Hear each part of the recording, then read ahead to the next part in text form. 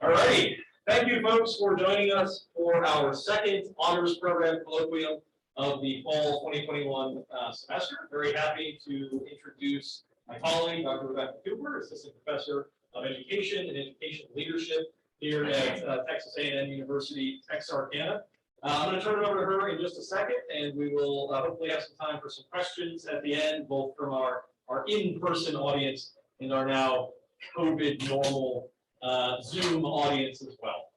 And I'll just mention that we do have another honors colloquium not for about a month, so look for that. October 26th. Dr. Nizam Uddin will be talking about atmospheric water through nanotechnology. So a bit of a difference from what we were talking about today, but Dr. Cooper will be talking about valid and reliable assessments. So please, happy. Thank you, Dr. McCashing. So I'm Dr. Cooper. I started my career in K-12 and have been in K-12 education for about 20-some years. Worked my way from high school Spanish teacher, believe it or not, to all the way to an assistant superintendent of curriculum and instruction. And part of my life I spent really analyzing and studying assessment, specifically reliability and validity. I was tired of having to answer to the board, why do our students pass benchmark assessments when they can't pass the state assessments? They don't pass STAR if you're in Texas or whatever other state you might be in, any state norm reference assessment. And so I started studying, that's what started my research. Started studying what makes a valid and reliable assessment and why should that matter and how do we actually go through this process. So I'm going to share part of that research with you. I have also, since really studying this, have developed a software so that school districts like the one I was in no longer have to do it by hand in Excel.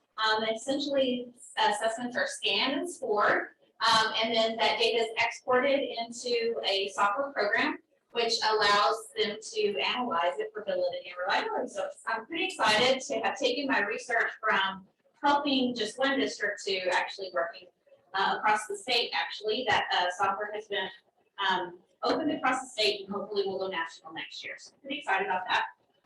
So let's go ahead and get started.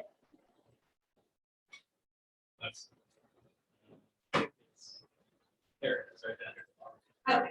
So really, we go about through our life and we think that everything is working, right? Especially in K-12 education, everything seems to be, a cog in a wheel. But what happens when one of that cog is broken? The other way.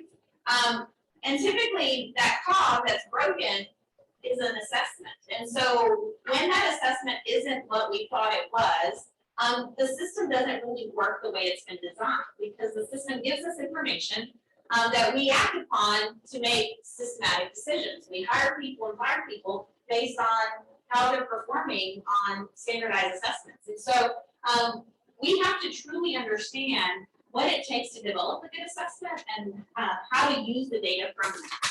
So thinking about that, when we're giving an assessment, what really are we measuring? And I'm specifically talking about the assessments in education. So it could be in higher ed, it could be in K-12. When you think about it, we're measuring something in social studies and something in math and something in science or whatever the content is that you are. So what is that something? That something is ability or performance on that particular variable. That's the something we're measuring. And we know that there is a continuum, right? This linear continuum of ability. It starts when we're born and it ends when we die. And somewhere on that continuum is where we live as we're going through this process. And so what we are wanting to assess is, where is someone on this continuum of learning? Where are they on that linear continuum? So you might have someone on the low ability part of the continuum, or you might have someone on the high part of the continuum of ability. And when you're thinking about that, when we assess, we have to be able to assess wide enough where we're capturing the people from the low end and the people from the high end. There has to be enough stretch in the assessment to be able to capture everyone in that continuum. So the questions really must span that range of ability. We must be able to have some easy questions and some high questions or harder questions. And if we don't, then we're going to miss where students or people are on that range of the continuum. So thinking about that, here is an example. And it was done back in 1994 by an author named Wright, and the references are on the back of the handout. And if you missed the handout, you can get it from the Need to Know. There's a QR code that'll have all of this there. So let's pretend, shall we, that this is the same student, right? This is the same student who is tested multiple times. And on the first assessment, there were 8 questions on the test, and lo and behold, he actually got all 8 questions correct. And so we end up as educators, and we celebrate that student, right? He got 100%. But if we look at that, we're realizing that the test was very narrowly defined. It was very, very easy. And so the fact that he scored 8 questions was really not that much of an accomplishment, right? He got what we expected because it was an easy test. Well, what happens the next week? When the next week that we give an assessment, it's a much harder assessment, right? That test is harder for whatever the reason. We're not test developers, right? We just pick the questions we feel pertinent. And all of a sudden, the student who was perfect last week fails miserably. And typically, as professors or teachers, we think, what did we do wrong? What happened, right? Well, did I not teach it correctly? Were my lesson plans not where they needed to be? What happened to this? And we're not realizing that his performance didn't actually change, right? The questions that we asked didn't span that range of ability, right? It was a harder test. Well, what happens the next week? All of a sudden, you can see it's a narrow, hard test, and he scores a 1. Well, his performance, notice, has never changed, right? He's always been in that same continuum of ability. What's changing is the difficulty of the test.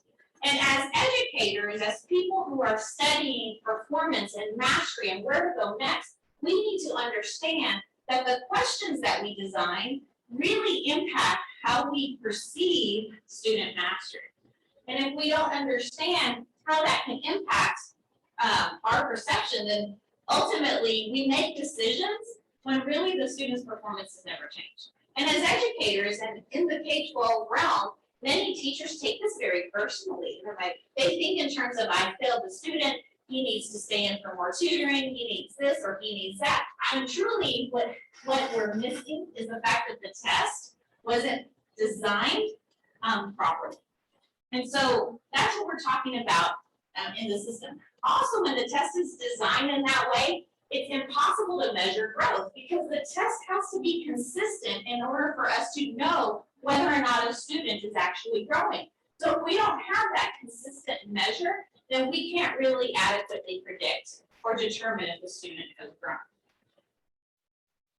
So what we have to understand is that the quality of educational decisions that we make are only as good as the information that leads to them.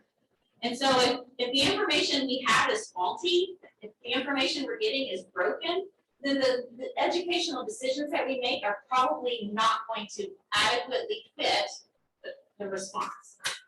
We also know that if appropriate information is collected, or if it's collected without precision, that means that if we're collecting the right information but we don't know exactly what that needs to be, then the decisions that follow it are going to be inaccurate. So what do we then as educators need to do? Well, we have to look at performance. And we tend to do this in our field, right? We look at the percent passing in each of the areas, and we tend to stop there. But truly, 50% on a hard test is not the same as 50% on a very easy test, right? I showed you that from the prior slide. So we can't just stop at student performance and think we've handled it all. We have to actually dig a little deeper to determine whether or not the quality of the assessment was actually there.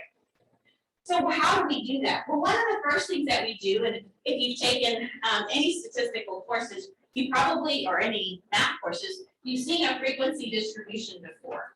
And what you see on a frequency distribution is typically how the students are performing. How many scored a raw score of 7, or how many students scored a raw score of 21?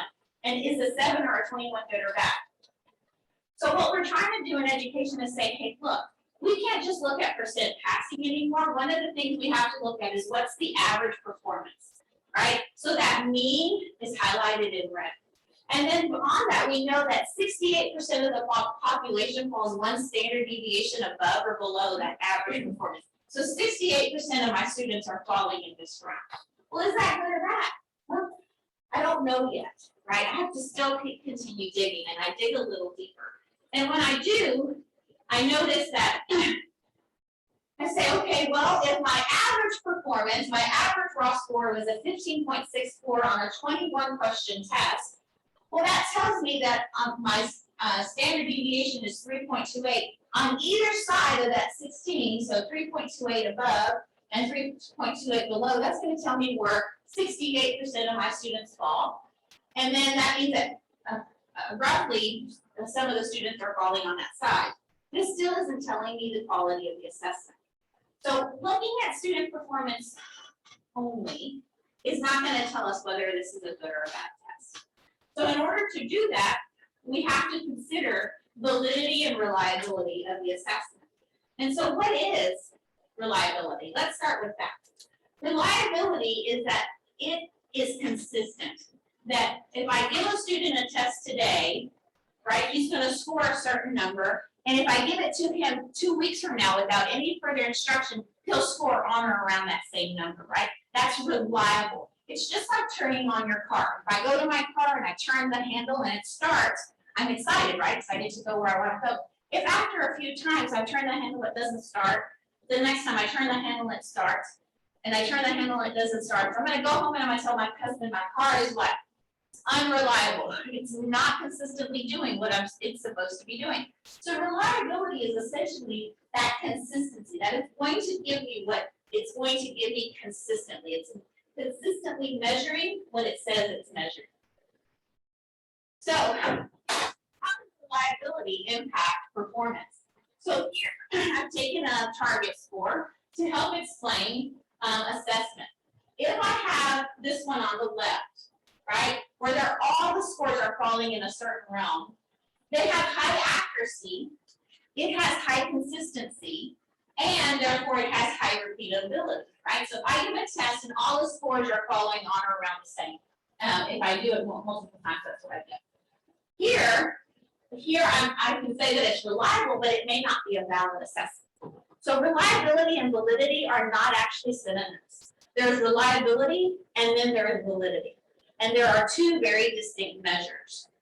Here in this center section, if you look at the target, you can see there I have high accuracy, right? They're almost all in the center of the target. I have low consistency because they're kind of scattered around the center of that target, right? They're not all falling within the same area, which also means I have low repeatability. Well, here, so that's telling me that it might be valid, but it's not going to be reliable. And the second one on the right, that test, I have low accuracy because they're kind of scattered all over the top. I have low consistency because they're really scattered. They're not kind of centrally located. And it also tells me I have low repeatability. So there, that test is not going to be neither valid nor reliable.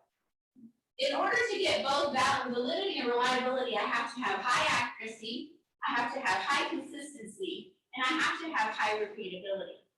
So what does reliability give me? Accuracy plus consistency plus repeatability gives me predictability. It means I can predict what a student is going to do if I give them that kind of assessment. So when we give assessments, we are trying to predict performance on some future result, some end goal, right? In K-12 education, we're constantly trying to predict performance on some end of course testing or some end of semester exam, right? We're trying to predict, are they on target to meet their goal, or are they mastering the curriculum that we've stated? So essentially, reliability is that I'm going to get the same score over time, right? I'm consistently, it's consistently being measured. So if I have the same student and he took the test time 1 and he scores a 15, and then without any further instruction, I give it to him again and he scores a 15, that's consistency, right? That's reliability. If, however, I don't get that same repeated consistency, then I know that I don't have reliability. But this means that I've tested and I've retested and tested and retested. The problem is in education, we don't have time to give groups of students the same test multiple times, right? I don't have time to give you a test and then 3 weeks from now give you the same test because we just don't have that capacity to be able to do that. We have to be able to determine reliability based on one assessment. And so how do we do that? without having that test-retest factor. So, on a test-retest average, this is what reliability would look like. If it's scattered, if performance is scattered, right? That means that there is no predictability, and so this is not consistent. When we run it and we can see that there is a test-retest average, so I'll test 1 to a retest 2, and you can start seeing that that line come in, you know you have some consistency or reliability. So that's what it would look like in a picture form. But we know that there are factors that can affect reliability. We know that sampling of items can affect reliability. We know that guessing, right, when students guess, that can impact reliability. If a student mismarks their answer document, that can affect reliability. If they skipped questions, that can affect reliability. If they weren't given the same, or they misinterpreted the instructions, that can affect reliability. So there are many factors that can address this. And we can't, as researchers, control those factors. All we can do is mitigate them, right? We can try to reduce those factors affecting our data. So how do numerically we know? Well, we can run an analysis and we can say, well, look, if we get, the closer we get to 1, right, this line, the more reliable an assessment is. The further from 1 it is, the further away from 1, the less reliable an assessment is. And the researchers have essentially said, and even the state of Texas, on a state STAR exam, has said that a 0.70 to a 0.79 is considered a good test. A 0.80 to adequate test. A 0.80 to a 0.89 is a good test, and a 0.90 and above is excellent. So where do standardized assessments fall? In Texas, you'll be surprised to know that most of the STAR assessments, how many of you have taken STAR? Yeah, they're at a 0.89 or greater. That means they're very reliable. And so if at the district we're giving an assessment and it's falling below 0.70, it's no wonder that we can't predict performance on STAR, right? Because it's not a reliable assessment. And so if we start looking at our assessments, not just for the percent passing or student performance, but actually considering how did they fall, then we can actually make some determinations. Are our students going to do better in that area? So there is this thing called a reliability coefficient alpha that is determined, and it's determined on student performance in terms of every single question. And so that reliability coefficient alpha is calculated for every single assessment and for every single question, and I'll show you that in just a moment. But STAR is falling, most STAR, and I can show you where that document is, falls at a 0.89, a 0.86. I've seen very few of them that are below a 0.80. And those are found in the TEA, Technical Digest, under a mean p-value and internal consistency, which is also in the reference section. But here's what we know, is that a test cannot be valid if it's unreliable. So the first thing we have to look at is reliability. If I don't get consistent scores, that alpha, correlation coefficient alpha of a 0.7 or above, then I'm not going to be able to even look at validity. So I have to look at reliability first. All right, that's working again. Okay. So reliability is the consistency of a person's response to an item on assessment. And validity then is that the test measures accurately what it was intended to measure. If I'm going to measure whether or not you can change a tire, and I ask you to go cook me a cake, to go bake a cake for me, am I asking you to, am I going to measure you on the outcome of changing a tire? No. So validity is saying, look, you want to measure this with this assessment. How accurately this assessment measures that is validity. So we have to look for evidences of validity. So what are those evidences of validity? Well, there's content validity, and that assesses like how and what people teach. They're assessing the course content with a very clear reference to goals. And course content in higher ed are typically the SLOs. Course content in K-12 are typically the standards or the TEKS, right? Have you ever heard of the TEKS? Your teachers probably wrote them on the board, right, up on the left-hand side. Those standards are what that assessment is measuring. Have you ever heard someone say, well, they're teaching to the test? Well, I'm going to measure you with the assessment, right? And I'm not going to teach you the content. That's kind of lunacy, right? I mean, I need to know whether or not you're gaining mastery on this content. So if I'm not teaching to the test, then that really is a problem. Because an assessment is measuring what we're expecting to get. Just like if I expect you to change a tire, then I need to measure how well you can change a tire, not how well you can bake a cake. There's also criterion validity. That's the ability of the assessment to predict future outcomes. I want to be able to predict your future performance based on your current standing. And if I can't make that prediction, which is why there were so many complaints, right? Why aren't they passing this? We can't predict. Then that's an issue with validity.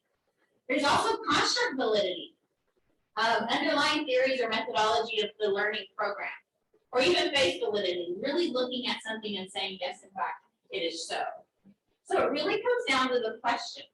So we have to be able to analyze question difficulty, which I showed you earlier, right? If I don't assess that wide span, if I make everything too hard or everything too easy, then I'm going to impact validity. And I also have to look at question quality. So how do we do that?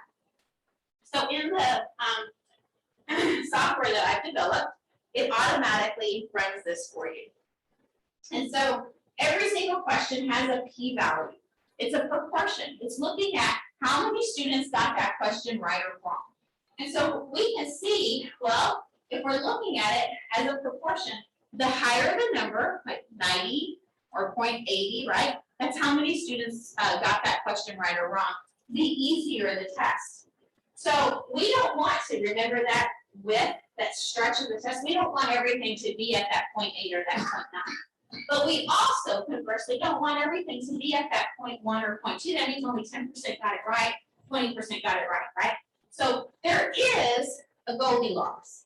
There is an area in the data that will tell us that there is sufficient stretch, hard or sufficiently easy question, so that we are measuring the difficulty range, right, that we talked about earlier. Are you gonna break me? Yeah, probably. But just like we looked at the question difficulty, we also want to look at the question quality. And question quality is determined by something called a point biserial correlation. And a correlation is that, right? It's essentially saying, I got what I expected. It was correlated, right? So for example, if a student scored really well on this test, then on question number 9, if everyone else did really well on that question, I wouldn't have expected he would have done well.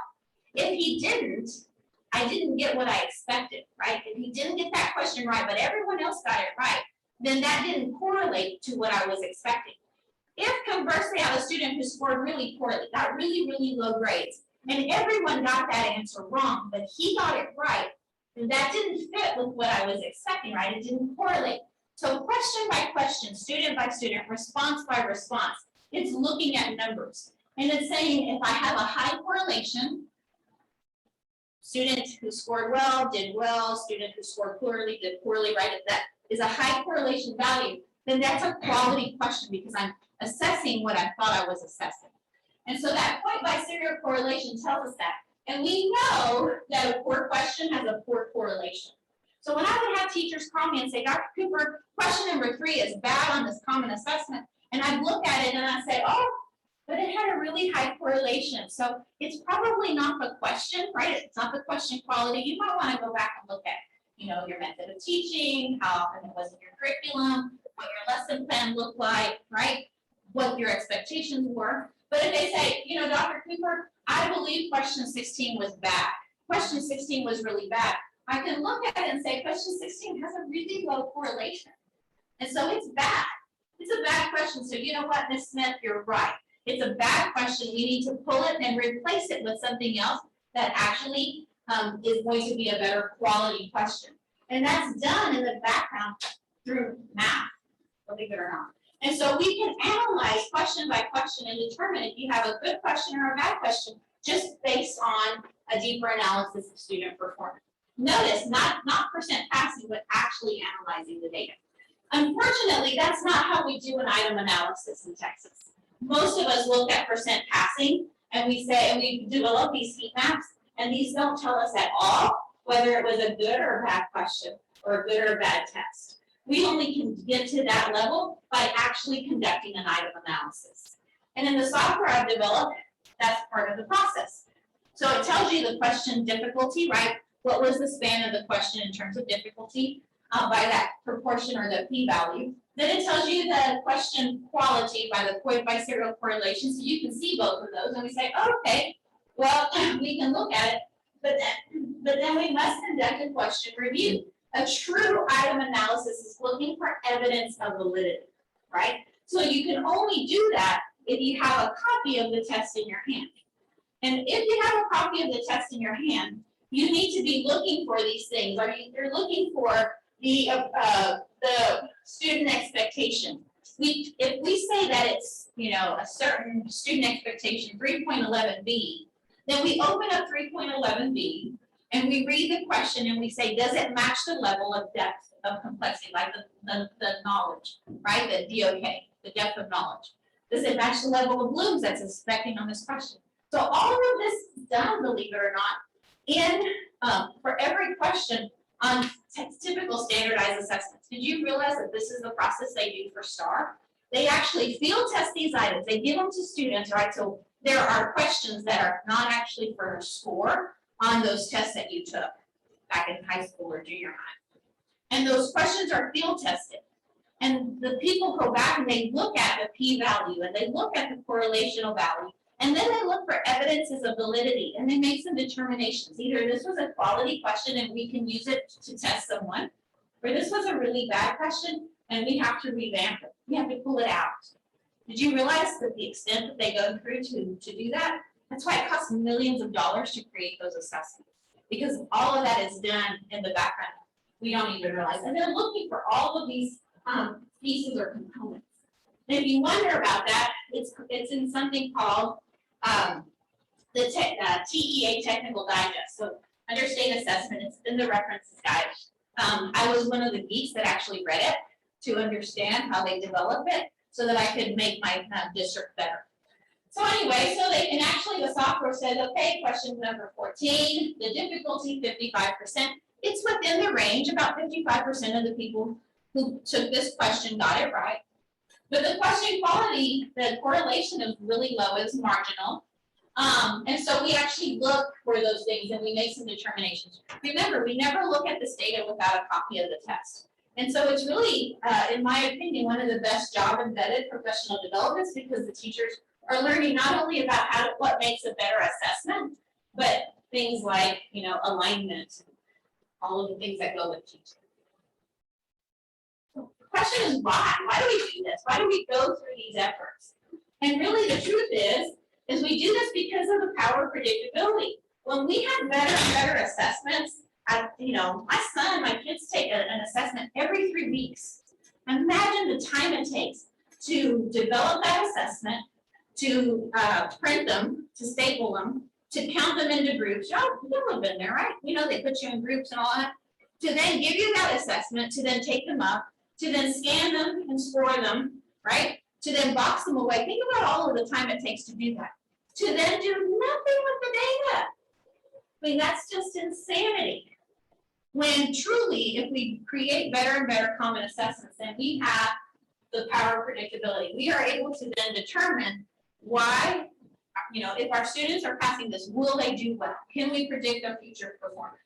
And so that's the why. That's the why we want to go through this process, and why it's vital that our districts really understand, what it takes to create a more valid and reliable test. Okay, thank you very much. Sharing. So we have a bit of time, a couple of minutes for questions. So not all at once. Yeah. So this saying that it is on the ACT like SAT, yeah, that's why I have to take those questions at the end. Yeah, they go back to the question was, is this done for SAT and ICT tests?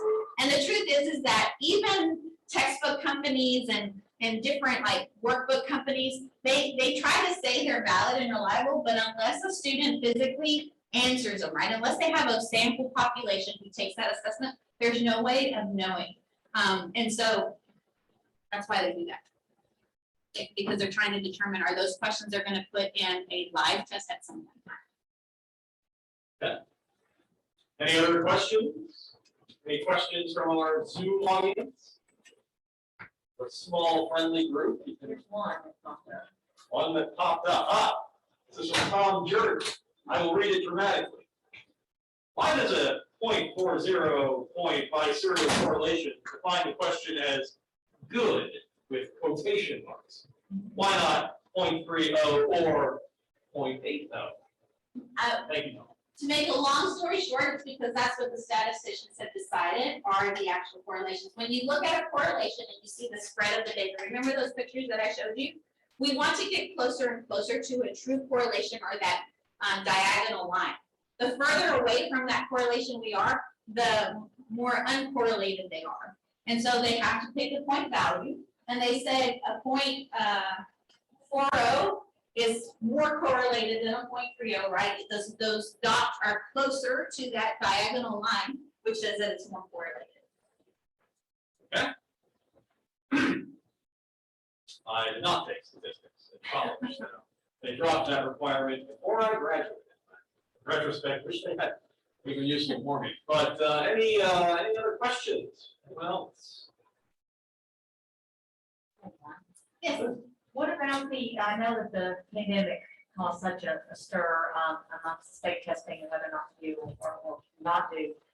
On average, what were our Texas districts now on resuming or getting true indicators on that?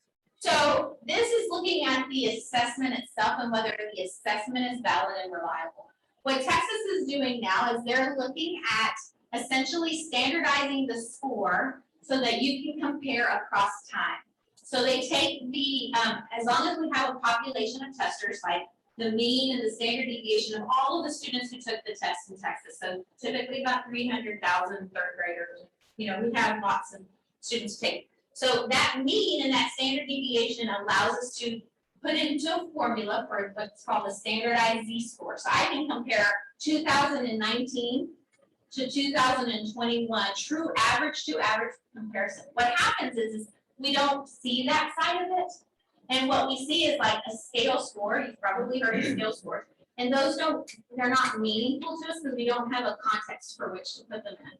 I am advocating that the state remove scale scores and give us a standardized Z-score because then we can compare student performance across the population as opposed to this nebulous scale score. So for example, if I take the mean and the standard deviation of the state and I do all of the things, then a student who performed on or around the state performance would have a standardized Z-score of 0.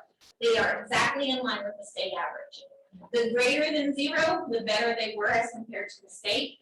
The worse, away from 0, the worse they are as compared to the state. So a standardized Z-score compares you, your student, to everyone else who took the test, right? So I would like to see standardized Z-scores of 0 or greater because then I know my students and how they compare to the population. So what they're doing now is they're comparing an apple and an orange. They're comparing 2019, which is the last time we had a state assessment, to 2021, which with the pandemic. And the only way to do that is to compare them to the population who took those assessments at that time. So a standardized Z-score in 19, a standardized Z-score in 20, and then subtract until you grow. Okay. Well, I think with that, we will we'll go ahead and call it. So thank you once again, Dr. Cooper. Well done. We'll be in touch about our subsequent honors colloquium in due time. So thank you.